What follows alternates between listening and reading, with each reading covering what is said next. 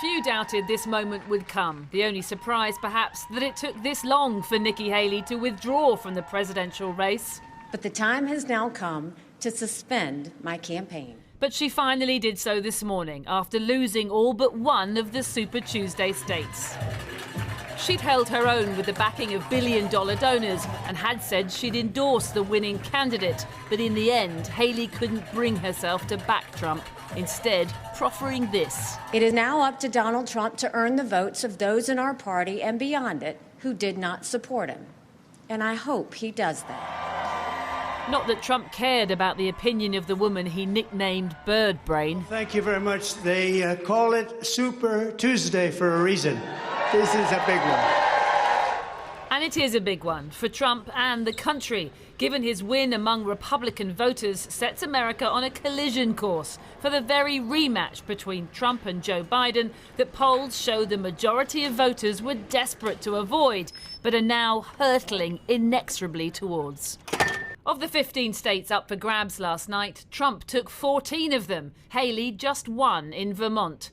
So, of the huge number of so-called delegates available in each state, Trump secured the majority. Add that to his previous wins, and Trump now has nearly 1,000 delegates, just shy of the majority number he needed to win.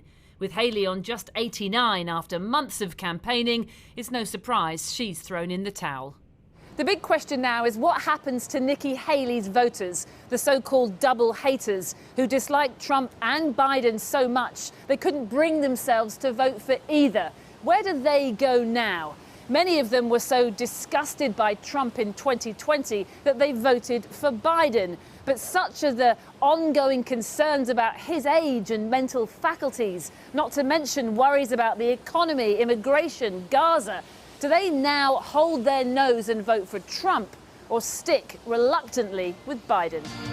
Trump has scorned Haley's voters and even said he doesn't want them in MAGA world, but he'll need to win over those centrist Republicans and independents if he's to win the White House. He still is having problems with college-educated voters, with suburban voters, particularly women, and Donald Trump has got to figure out how to bring them back into his coalition. Then there's the trifling matter of Trump's 4 criminal indictments, which right now aren't hurting him.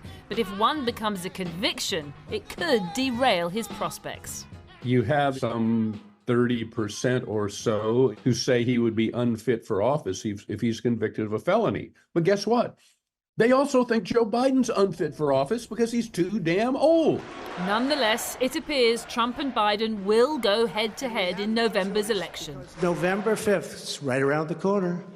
November 5th is going to go down as the single most important day in the history of our country. Even the most hardened never-Trumper would have to admit this is a political comeback of epic proportions. Can Trump now go all the way and pull off a victory only months ago seemed impossible? And will he accept it if he doesn't?